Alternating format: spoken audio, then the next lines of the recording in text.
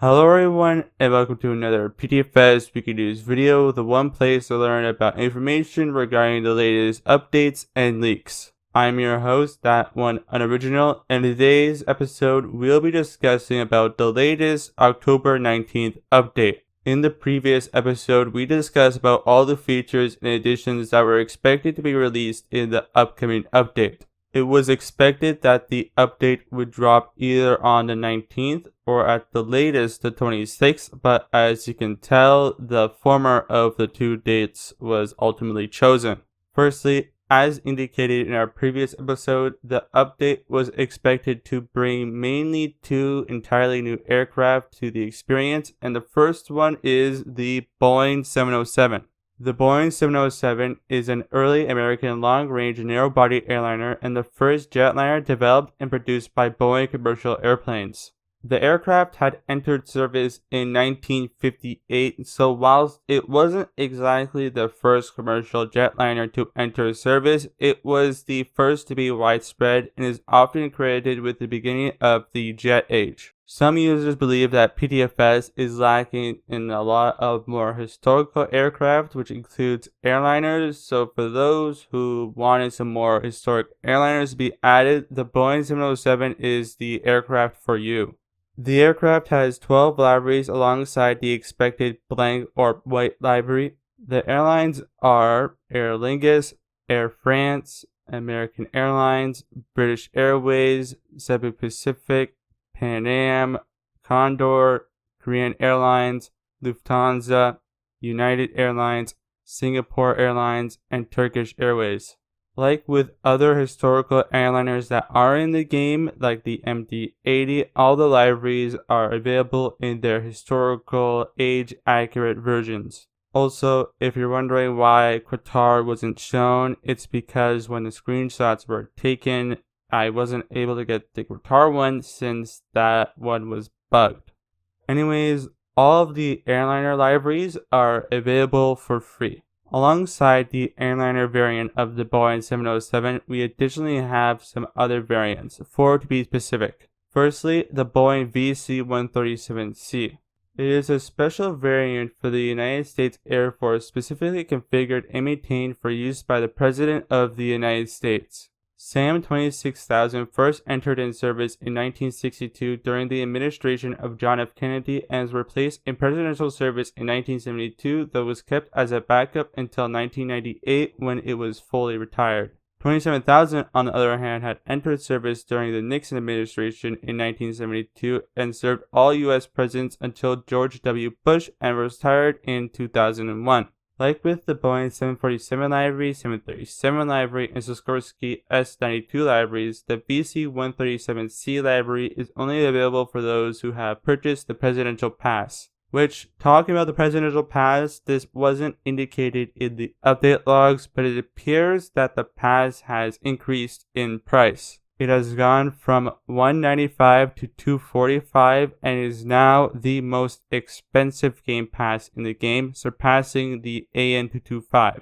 Anyways, the second special variant of the Boeing 707 is the EC18, which is a variant of the aircraft that was modified to be used in Advanced Range Instrumentation Aircraft ARIA missions in support of the Apollo space program.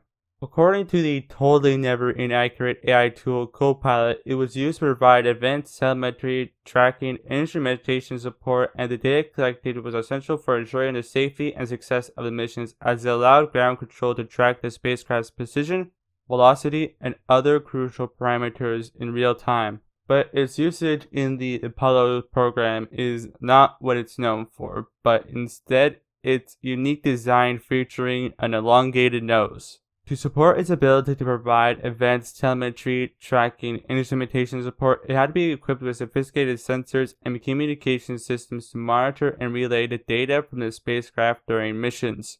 The equipment was placed on the nose of the EC18 aircraft to ensure an unobstructed view and optimal signal reception for the telemetry and tracking systems, at least again according to Copilot. Like the airliners, the EC18B is a free variant. The third special variant of the Boeing 707 is the E3 Sentry, which is a variant of the aircraft that was modified to be an airborne early warning and control aircraft and was introduced in March 1977. It provides all-weather surveillance, command, control, and communications. It was created in response to the United States Air Force seeking an aircraft to replace its piston-engine Lockheed EC-121 Warning Star, which had been in service for over a decade at that point. It has been used in conflicts such as the Persian Gulf War, Operation Allied Force by NATO during the Kosovo War, Operation Enduring Freedom during the beginning of the prolonged war in Afghanistan, Operation Iraqi Freedom during the invasion of Iraq, alongside numerous NATO operations. The variant is also free. The last special variant of the Boeing 707 is the KC-707 with Omega Aerial Refueling Services.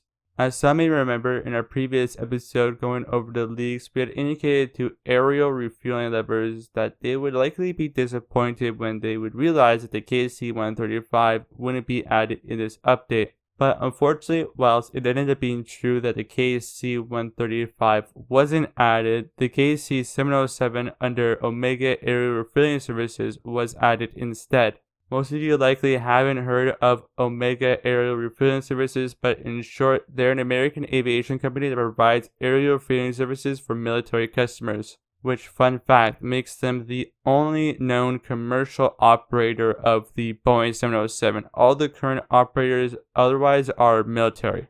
The addition of the KC-707 makes it the first tanker to be added to experience since the feature was initially added, with the other three having been added during that time. It's unknown, though probably very unlikely, that the KC-135 would be considered as a potential new variant to be added in a future update simply due to how similar it would be to the KC-707 functionality-wise. But of course, alongside the Boeing 707, a second aircraft was added, which is the Boeing C-17 Globemaster III, which was also added during this update. The Boeing C-17 Globemaster III, or otherwise known as McDonnell Douglas C-17 Globemaster III, is a large military transport aircraft that was developed for the United States Air Force by McDonnell Douglas and introduced in 1995. It carries forward the name of two previous piston-engine military cargo aircraft, the Douglas C-74 Globemaster and the Douglas C-124 Globemaster II.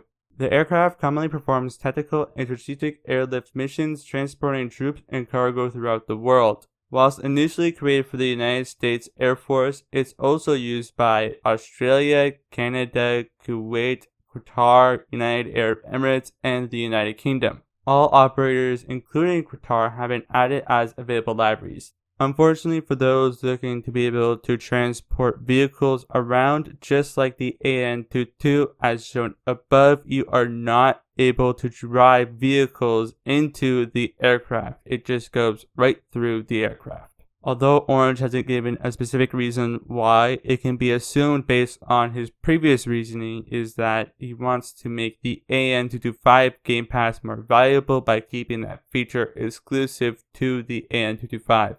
Just like a majority of the Boeing 707 libraries, the C-17 is also available for free.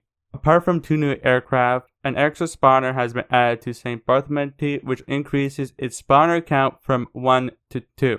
For those looking where the new spawner is, this is where the old spawner was, the first one, and this is where the new spawner is. Anyways, that wraps up the October 19th update and also wraps up this episode of PTFS Wiki News. If you enjoyed this episode, make sure to like it and share it with others that would find it interesting or entertaining as well. If you enjoy the type of content that PTFS Wiki News publishes, press the subscribe button and notification bell to be notified whenever PTFS Wiki News releases a new episode. We are currently in the process of making the Boeing 707 and Boeing C-17 pages on the PTFS fandom, and if you're able to contribute, please do so. It would be greatly appreciated. To help contribute, first create a fan account and be on the PTFS Wiki until you get the auto-confirmed status. Once you have created your account and have this auto-confirmed status, you will be able to modify any page you want.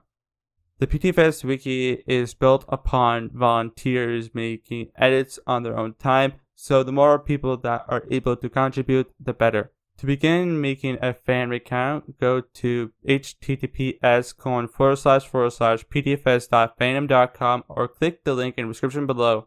Talking about the description below, alongside our PTFS Wiki, we also have our social links linked in the description below.